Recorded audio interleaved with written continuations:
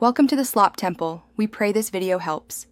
You start by syncing calendars so every device shows the same truth. Create 3 primary calendars, work, personal, focus, so events belong to a purpose.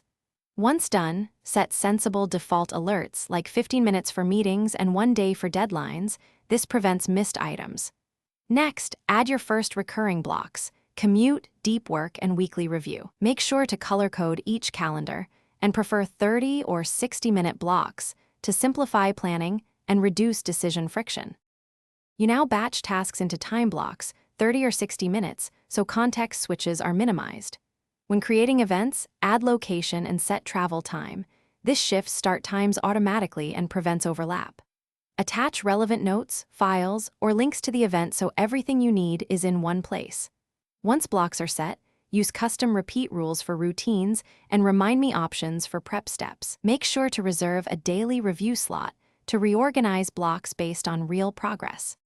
You finish by doing a 10-minute end-of-day review. Move unfinished tasks, confirm tomorrow's blocks, and clear clutter. Then, activate focus modes linked to your primary calendars so only essential alerts break concentration. Make sure to share necessary calendars with collaborators and set permissions. If events stop syncing or disappear, toggle calendar sync for the account, force close the app, and reboot the phone. This resolves most sync bugs. If problems persist, remove and re-add the account, only after